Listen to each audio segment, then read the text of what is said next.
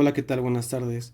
Mi nombre es Sergio Antonio López Valle, de la licenciatura en Derecho, y el día de hoy, de acuerdo a la materia de Derecho Administrativo, mi compañero Arturo Lima Ramos y yo tocaremos temas de suma importancia de la unidad 2, en la cual empezaré a hablarles sobre la clasificación de los bienes. En el Código Civil se realiza una clasificación de los bienes distinguiéndolos entre bienes muebles y bienes inmuebles. También existe una clasificación entre bienes de propiedad privada o bienes de dominio público. Incluso hay una clasificación entre bienes de uso público y bienes patrimoniales. La norma deja muy claro que todas las cosas que son o pueden ser objeto de apropiación se consideran como bienes muebles o inmuebles. ¿Qué son los bienes inmuebles? La clasificación de los bienes en el Código Civil nos dice muy claramente que son todos aquellos que en este ejemplo son o puedan ser las tierras, edificios, caminos y construcciones de todo género adheridas a la tierra. También los árboles, plantas y los frutos pendientes mientras estuvieran unidos a la tierra o formaran parte integrante de un inmueble. Todo lo que esté unido a un inmueble de una manera fija, de suerte que no pueda separarse de él sin quebrantamiento de la materia o deterioro del objeto. Las estatuas, relieves, pinturas u otros objetos de uso u ornamentación colocados en edificios o heredades por el dueño del inmueble que tal forma que revele el propósito de unirlos de un modo permanente al fondo. Las máquinas, vasos, instrumentos u utensilios destinados por el propietario de la finca a la industria o explotación que se realice en un edificio o heredad y que directamente concurran a satisfacer las necesidades de la explotación de la misma. Los viveros de animales, palomeros, colmenas, estanques de peces o criaderos análogos cuando el propietario los haya colocado a los que conserve con el propósito de mantenerlos unidos a la ficha o a la finca y formando parte de ella de un modo permanente. También nos menciona que los abonos destinados al cultivo de una heredad que estén en las tierras donde hayan que utilizarse, las minas, canteras y escoriales, mientras su materia permanezca unida al yacimiento y las aguas vivas o estancadas sean del mismo. Los diques y construcciones que, aun cuando sean flotantes, estén destinadas por su objeto y condiciones a permanecer en un punto fijo de un río, lago o costa. Ahora, ¿qué son los bienes muebles? Son bienes muebles los susceptibles de apropiación, no comprendidos entre los inmuebles, y en general todos los que se pueden transportar de un punto a otro sin menoscabar la cosa inmueble a la que estuviera unida. También se le consideran de cosas muebles las rentas y pensiones, sean vitalicias o hereditarias, afectadas a una persona o familia, siempre que no graven con cargo real una cosa inmueble. Los oficios enajenados, los contratos sobre servicios públicos y las cédulas y títulos representativos de préstamos hipotecarios suelen ser parte de ellas. Además, dentro de los bienes muebles, la ley hace una distinción, puesto que estos pueden ser fungibles o no fungibles, y son fungibles aquellos bienes de los que no puede hacerse el uso adecuado a su naturaleza sin que se consuman, y son infungibles los demás. Ahora, ¿qué son los bienes de dominio público o de propiedad privada? Como ya hemos indicado en esta clasificación de los bienes pueden ser también de dominio público o de propiedad privada. Son bienes de dominio público los destinados al uso público, como los caminos, canales, ríos, torrentes, puentes y puentes construidos para el Estado, las riberas, las playas, las radas y otros análogos. Todos aquellos los cuales pertenezcan privativamente al Estado, sin ser de uso común, y están destinados a algún servicio público o al fomento de la riqueza nacional, como las murallas, fortalezas y demás obras de defensa del territorio y las minas, mientras que se otorgue su concesión. Todos los demás bienes pertenecientes al Estado, en que no concurran las circunstancias expresadas, tienen el carácter de propiedad privada. Por otro lado, es importante saber que los bienes de dominio público, cuando dejan o dejen de estar destinados al uso general o a las necesidades de la defensa del territorio, pasan a formar parte de los bienes de propiedad del Estado. Para terminar, ¿qué son los bienes de uso público y bienes patrimoniales? Los bienes de las provincias y de los pueblos se dividen en bienes de uso público y bienes patrimoniales. Son bienes de uso público en las provincias o los pueblos, los caminos provinciales y los vecinales, las playas, calles, fuentes y aguas públicas, los paseos y las obras públicas de servicio general, costeadas por los mismos pueblos o provincias. Todos los demás bienes que unos y otros posean son patrimoniales y que se regirán por las disposiciones del Código Civil, salvo lo dispuesto en leyes especiales. Son bienes también de propiedad privada, además de los patrimoniales del Estado, de la provincia y del municipio, los pertenecientes a particulares individuales o de colectividad. Sin más que mencionar, espero que mis temas hayan quedado claramente expuestos y no exista ninguna duda. Sin más que mencionar, los dejo con mi compañero Arturo Lima Ramos, el cual tocará temas siguientes. Compañeros, continuaré con la exposición. Yo voy a presentar el tema Decreto de Destino para incorporar y desincorporar la intervención del registro público de los bienes de dominio público. Primero, ¿qué son los bienes de dominio público? Los bienes de dominio público son inalienables, imprescriptibles y no están sujetos, mientras no varíe la situación jurídica o acción reivindicatoria o posesión definitiva o interina. Ninguna servidumbre pasiva puede imponerse a los términos de derecho común sobre los bienes de dominio público.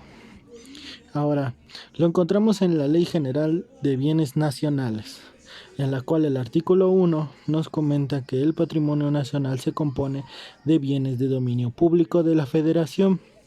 En el artículo 2 nos dice cuáles son estos bienes de dominio público, en los cuales podemos encontrar que el suelo del mar territorial, en las aguas marítimas e interiores, los inmuebles destinados por la Federación, los monumentos históricos o artísticos, los monumentos arqueológicos, muebles e inmuebles, los terrenos baldíos y demás bienes inmuebles declarados por la ley inalienables e imprescriptibles, los terrenos de ganado natural o artificial como mar, ríos, corrientes, lagos, lagunas o esterios de propiedad nacional, las servidumbres y los muebles de propiedad federal que por su naturaleza no sean normalmente susceptibles. También se encuentran las pinturas, murales o esculturas o cualquier otra obra artística incorporada o adherida permanentemente a los inmuebles de la Federación. El segundo tema son los bienes de dominio privado del Estado. Los bienes de dominio privado son aquellos que de titularidad estatal que no estén comprendidos dentro de la categoría de bienes públicos. En el artículo 3 lo podemos encontrar que son bienes de dominio privado. Son las tierras y aguas no comprendidas que sean susceptibles a enajenación a los particulares. También son los nacionales que conforman la fracción 2 del artículo 27. En el capítulo 3 dice que los bienes ubicados dentro del Distrito Federal considerados por la legislación común como vacantes. A lo que se refiere es que pasarán a formar parte del dominio público cuando sean destinados a uso común o servicio público o alguna de las actividades que se equiparan a los servicios públicos o de hecho se utilicen para esos fines. En el capítulo 3 de mis temas también les voy a explicar el procedimiento para su adquisición y su venta. Los bienes de dominio público estarán sujetos exclusivamente a la jurisdicción de los poderes federales en los términos prescritos por la ley ubicados dentro del territorio del Estado, se requerirá para ello la aprobación de la legislatura respectiva, salvo que se trate de bienes adquiridos por la Federación y destinados al servicio público común. Es un decreto que mediante el cual el gobierno federal afecte un bien realizado de fines que se necesiten conservar el Ejecutivo, todo conducto de Secretaría de Asentamientos Humanos o Obras Públicas, que determinará la forma y términos que se llevará a cabo con el control y aprovechamiento de dichos bienes. Quedan sujetos a las disposiciones de la ley y a sus reglamentos de los actos de adquisición y administración de uso, aprovechando, explotando y enajenando los bienes muebles federales, así como la ejecución de las obras de construcción, reconstrucción, modificación, adaptación, conservación, mantenimiento y demolición que sobre de ellos realice sin prejuicio de las disposiciones de la Ley de Obras Públicas. El último tema es el registro público de la propiedad. El registro público de la propiedad es cuya institución, su objetivo es dar certeza y seguridad jurídica a los actos relacionados con la propiedad inmueble que por disposición de la ley deben estar producidos en efectos contra terceros y que su actividad es indispensable para fortalecer el régimen del derecho. ¿Qué es lo que hace? Es un registro en el cual se llevarán 3 libros llamados, respectivamente, de registro y de anotaciones y de copias de documentos de objeto de inscripción. Cada uno de esos se llevará con el número que fuere necesario. En la vida cotidiana el registro público es conocido en operaciones que tienen que ver con los bienes muebles o con las sociedades. Pero, ¿qué es el registro público o el registro público de la propiedad? El registro público de la propiedad es una institución que, dependiendo de los gobiernos estatales, por esa razón, cada uno de los estados que conforman la República Mexicana cuentan con su propio registro público, de tal forma que cada uno de ellos en México tendrán una competencia y tendrán una organización, las funciones y las facultades que establezcan las leyes estatales. En el registro público se inscriben actos relativos al derecho de la propiedad, derechos reales sobre bienes, actos relativos a las personas morales y a otros actos, negocios y resoluciones y diligencias judiciales. Además del registro público, ofrece otros servicios a los ciudadanos como proporcionar información relativa a las inscripciones que se encuentran en sus archivos, expedir copias certificadas, copias simples y certificados de libertad de gravamen, entre otros. ¿Qué son las principales funciones? Dar consentimiento al titular registrado y que interesa al autorizar el registrador para realizar las inscripciones o anotaciones. Tienen una especialidad que es la identificación del acto inscrito de manera precisa e inaludible. Fe de pública registral, la verdadera jurídica del contenido en los asientos del registro público, salvo prueba en todo lo contrario. Inscripción.